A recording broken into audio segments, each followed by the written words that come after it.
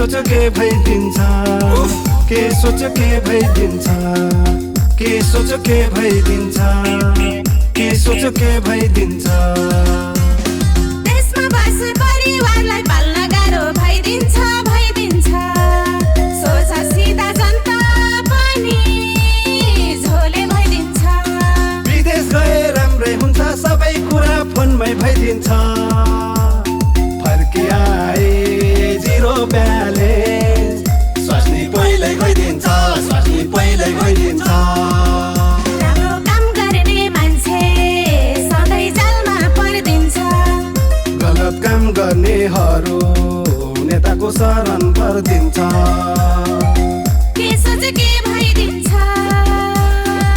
के सोच के भइदिन्छ के सोच के भइदिन्छ के सोच के भइदिन्छ होइन हो मिर्जु के भो के सोच के भइदिन्छ मिज्यू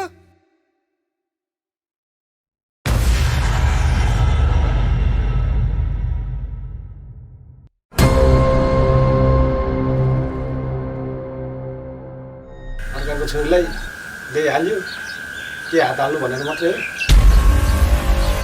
नत्र यत्रो बट्टे जत्रो मान्छेलाई त सिमेन्टरै मारिदिन्छु जसको सिङ छैन उसके नाम तिखे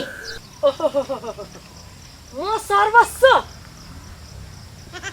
कति जानेको नाटक पनि म सर्वस्व भए तिमीले त्यो हात सुनाउने केटी चाहिँ को त ल भन त त्यो मर्नु लागेको शिशुपाल त्यो महाको ठग त्यो नेताजीसँग कसरी फस्नु भयो तपाईँको प्रशंसा गर्दा गर्दा म त नथाक्ने भएँ म मर्न लागेको शिशुपाल म महाको ठग मेरो प्रशंसा खुब गरिराख्दिस् मैले यहाँ बसेर सुनिरहेको थिएँ अनि घरको काम जति सबै मैले गर्नुपर्छ अनि म नगर्न गनाएर को गर्नु गराउँछ त बाबु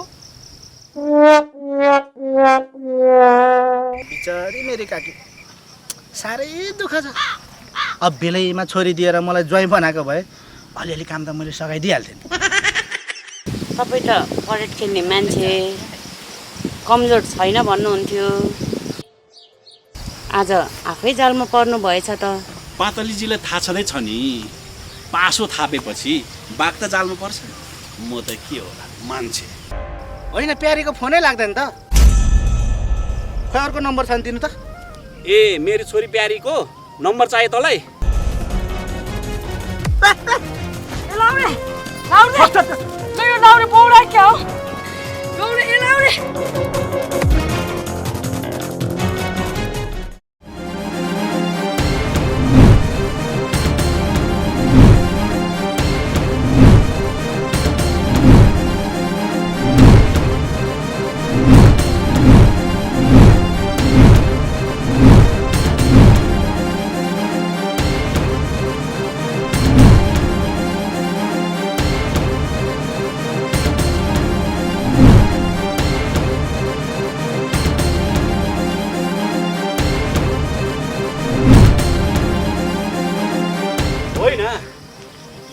कान्छाले कति दुःख दिन सकेको पहिला पहिलाको बुढापाकाले भन्थे हुलमुलमा जिउ जोगाउनु अनिगालमा बिउ जोगाउनु यो कलियुगमा छोरी जोगाउन गाह्रो कठै लाउने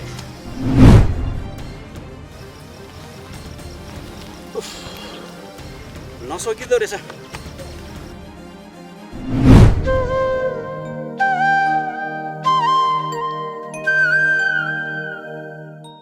म जस्तो मान्छेले अहिलेको युवाहरूसँग बराबरी गर्न नसकिँदो रहेछ ए बुढी पानी छैन तिमीलाई यहाँ बारी बारीमा पानी ल्याएर कसले टक्राइदिन्छ केही त गरेनौ नि त्यो डिग्री कान्छालाई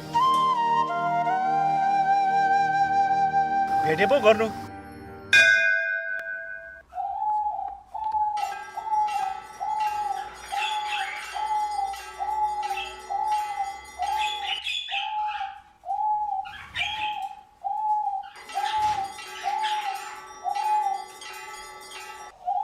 यो गणेश भगवानलाई साँची राखेर बाचा गर्छु यो भानीले अबदेखि कुटाइ खाँदैन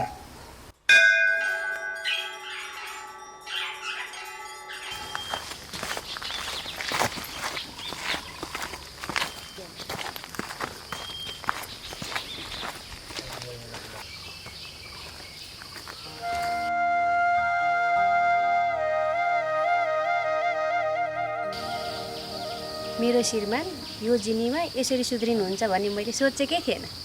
अर्काको छोरी चेली पाल्छु भनेर ल्याइसकेपछि सुध्रिनु परेन त बाटु। हाम्रो हजुरबाले भन्नुभएको जीवनमा केही गर्न नसके पनि आफ्नो श्रीमतीलाई चाहिँ खुसी पार्नुपर्छ अरे क्या। हेर बाटु, आज पो तिमी र म दुई छौँ। आज भोलि भोलि भन्दा भन्दै 3 हुन्छौँ अनि म सधैँ बरालिएर हुन्छ त। हो, हजुर यसरी सुध्रिनुभयो भने एउटा नारीले संसार जित्छे र अहिले आएर मलाई महसुस भयो। हिजोसम्म हजुरलाई औला उठाउनेहरूको अगाडि म शिर ठाडो पारेर हिँड्छु अनि म सबैलाई भन्ने छु मेरो श्रीमान संसारकै सबैभन्दा राम्रो श्रीमान हो।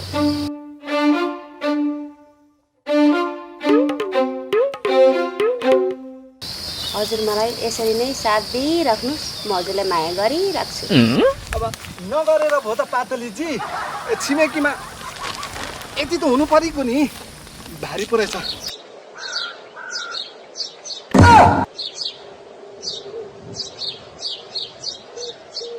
हे भगवान, कहाँ चाहिँ गयो मान्छे? मान्छे मान्छे एउटै हो, फरक किन हो? श्रम चल्छ, सिप चल्छ, पानी चाहिँ किन नचल्ने पातलीजी? भानेजी, यो त गीत होइन र? मैले त कता कता सुने जस्तो लाग्यो। गीतै हो क्या पातलीजी? यो भानुको मुख र बिन्दबाट निस्केको शब्दलाई प्रेमको कविता भनेर स्वीकार दिनुहोस् न। के सोचे के भएको छ, उमेरै यस्तै छ, 40 कति गो।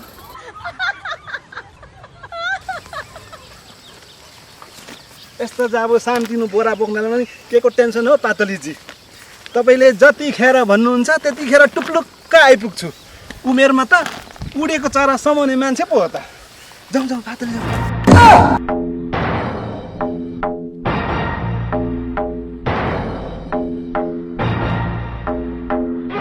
अहिले तिमी छिमेकीलाई सहयोग गर्दै गर, भरे घर मात्र आऊ अनि तिम्रो मैले कसरी मालिस गर्नुपर्छ मैले जानेको छु।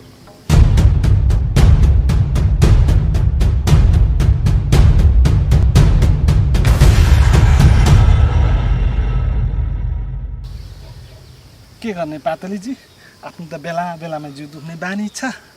बेलुका यसो तेल लाएर मालिस गर्छु भन्छे। मेरो बुढी संस्कारी छे। हो नि भानेजी, मेरो पनि नेताको बेला बेलामा जिउ दुख्छ, त्यही भएर बेला बेलामा मैले पनि मालिस गर्छु।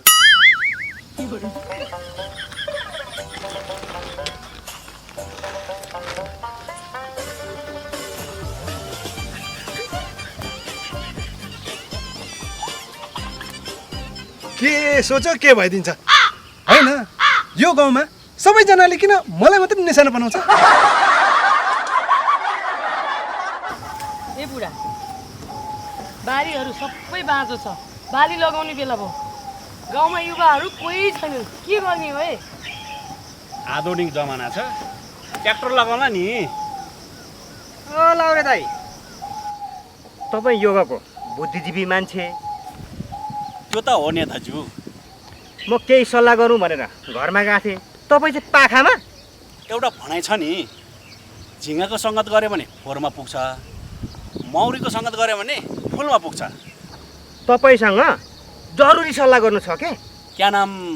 लु भन्नुहोस्, मैले के गर्नु पर्यो? अस्ति हाम्रो वडामा लेखापालको परीक्षा भएको तपाईँलाई थाहा छँदैछ। त्यो परीक्षामा 99% ल्याएर डिग्री कान्छा प्रथम भयो। उसलाई लेखापालमा नियुक्ति गर्ने कि नगर्ने भन्ने सल्लाह लिन आएको तपाईँसँग।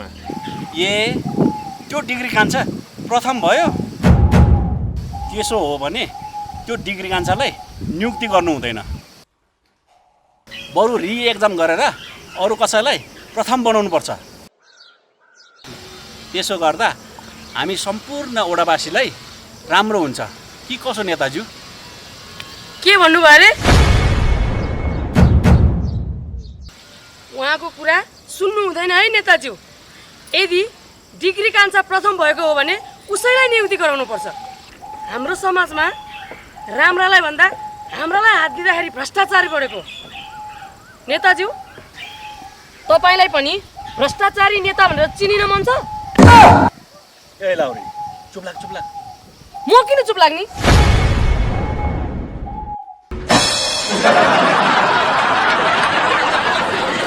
ए लाउरी त्यो बाउलाई सिकिया हो, त्यो नेताले के भनेको? तपाईँ आफ्नो व्यक्तिगत प्रतिशोधको लागि त्यो डिग्री कान्छाको नियुक्ति रोक्दै हुनुहुन्छ, तर म यो कदापि हुन दिन्न। बुझ्नुभयो?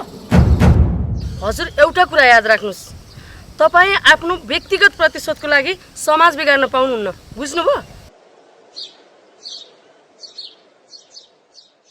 हरे हरे राम राम शिव। महिलालाई काली चढेपछि नसकिँदो रहेछ। कहिले नदेखेको लाउरिनीको अनुहार देख्नु पर्यो।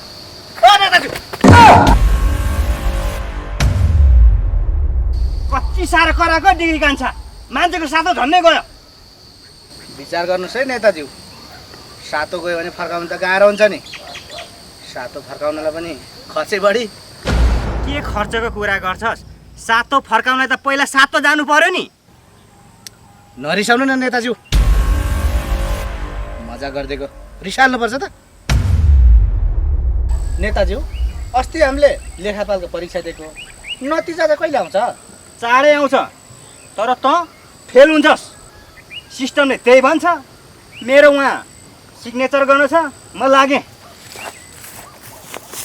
ल, यो नेताले कुन सिस्टमको कुरा गर्दैछ?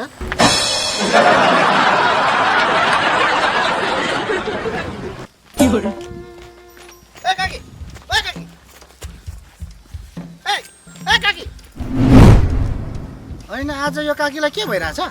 अरूको चाहिँ थाहा छैन, आज चाहिँ मेरो घरमा रामधुलाई हुन्छ। यो संसारमा म मात्रै एक प्राणी होला जो आफ्नो बुढीको एक लात नखाइसम्म निन्द्रै लाग्दैन। के भएको? उता काकी बोल्दै नबोल्ने, यता काका बोलेको गर्ने। एउटा बालेन जस्तो, अर्को हर्के जस्तो। तपाईँहरूको जोडी चाहिँ गजब जमेको छ। जोडी मिलेर के गर्नु, आज कुटै खाने चान्स छ।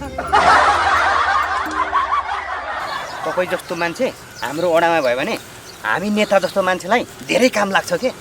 त्यो त हो नेताज्यू, अहिले गलत काम नगरौँ हो। नेताज्यू, एकछिन।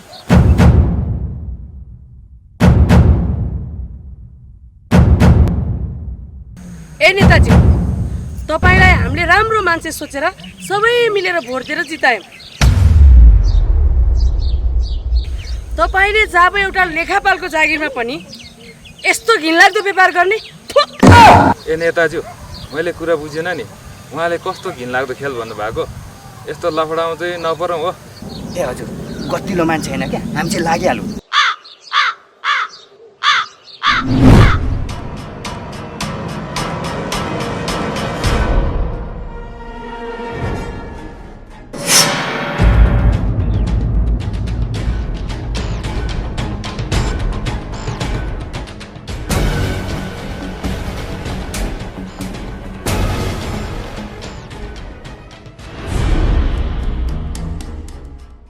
मेरो जस्तो श्रीमान हुनुभन्दा त विधवा भएकै बेस।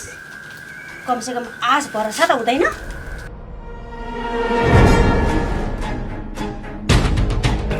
एक दिन होइन, 2 दिन होइन, अब सुध्रेला, भोलि सुध्रेला भन्दा भन्दै झन् बिग्रिँदै गयो। ए बाटो के गरेको, के छोडेन हुँदै जाऊ। यसरी झुन्डेर मर्नेलाई त नि डरपोक भन्छ, साहसी भन्दैन। अनि झुन्डाएर मारेलाई चाहिँ के भन्छ? ए के भनेको बाटो यस्तो?